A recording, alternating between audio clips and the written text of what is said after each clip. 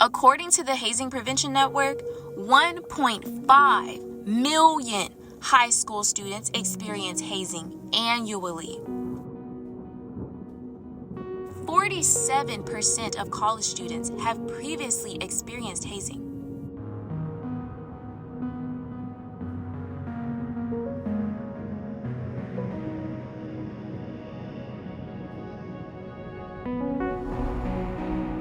Trevor, how you been? What's going on?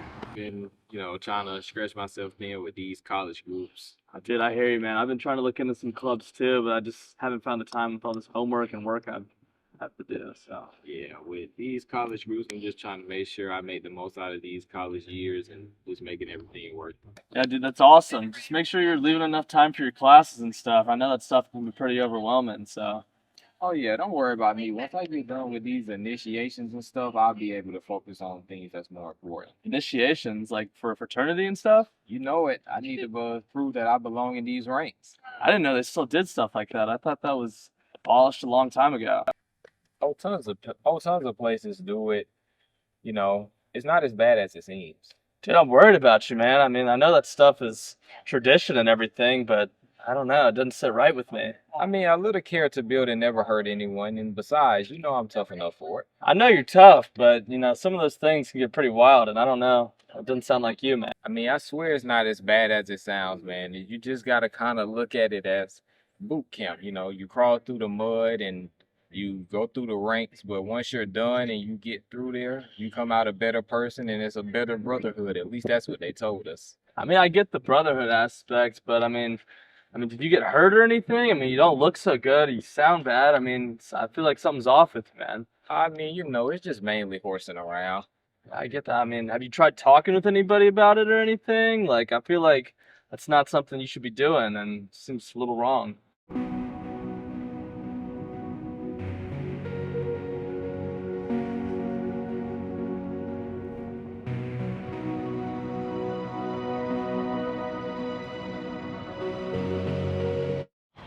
So it's just a little bit of roughhousing, and are you sure it's nothing beyond that where you could actually be mentally or physically hurt?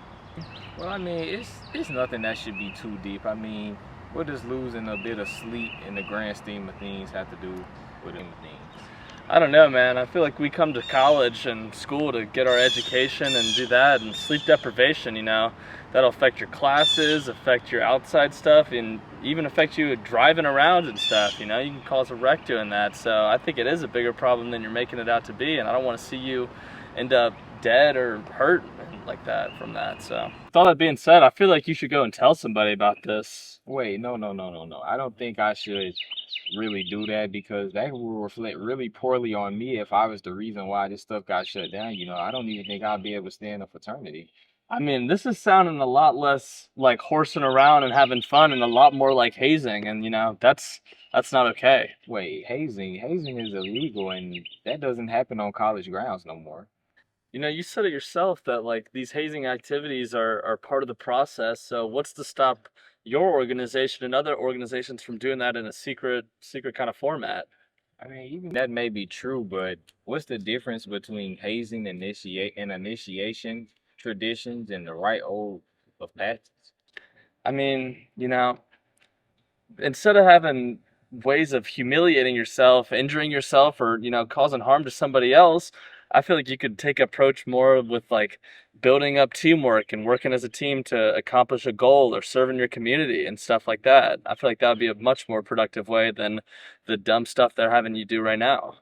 I mean, are you sure? These have been very long traditions. I mean, certainly they're still around because they work, right? That type of language is used to just mask the actions of hazing and stuff like that. They're just those words that they want you to hear instead of what's actually being done. I mean, really? I didn't know it was that easy to disguise hazing. I mean, they'll do whatever they want to disguise their hazing to keep themselves out of trouble. So, That does make sense because I really haven't seen any other group do the things that we do. I really thought they were just long-lived traditions, but that does make sense. hazing comes in many different forms and fashions, and if we're gonna ultimately put a stop to it, we got to recognize these different ways that they try to persuade that these actions onto you. And if we're going to make our organizations across campus better, this information is stuff that everybody needs to know. I mean, is hazing really that bad? I mean, there were a lot of things that were demanding physical activity, but aside from my shoulder, I really didn't get seriously hurt. Like I said, hazing takes on many types of forms, and it's not always easy to see what they are.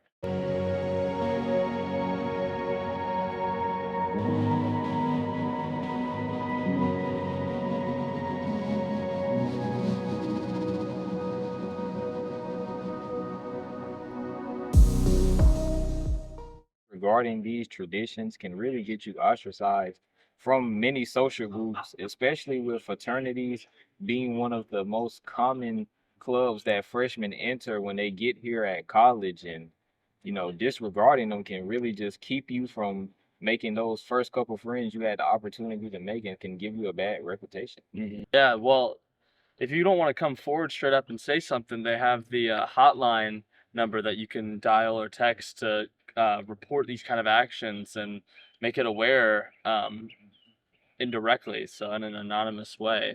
Make it so the humiliation and the ways of hazing are brought out into the light without you ever feeling guilty about bringing it out. And this is a way to stop this stuff from happening in the future and to take down these traditions once and for all. The more information that we give about this process, the better chance we have for the proper authorities to take initiative and control this problem that's affecting universities all over the country. I mean, that's definitely a relief of giving me all of these options. I really will look into them to see what's the best course of action. I'm glad I'm been able to pick your mind about it and everything. Let's go walk with me. There's many ways that we can help this process and help people become more informed. I mean, the university offers hazing modules to better help people recognize what hazing is and how it can be prevented before it even starts. I mean, thank you, man. I really appreciate this talk, and I feel like I'm more prepared to put an end to future hazing situations. Absolutely, man. But we got to also think that hazing doesn't end in college, and it actually can happen in workplaces and other forms of life that we may encompass in the future. But hey, I got to get to class, man. It's great seeing you. Great seeing you, man. Regardless of the situation, hazing is not okay. Georgia Southern University is committed to protecting its students from hazing. In addition, it has created several resources to keep students aware of the practice. Remember, if you or someone you know is being hazed, report it to the university hotline. But at the end of the day, only you can stop the cycle and put an end to it. Stay safe, kids. Don't condone hazing. Speak up for what's right.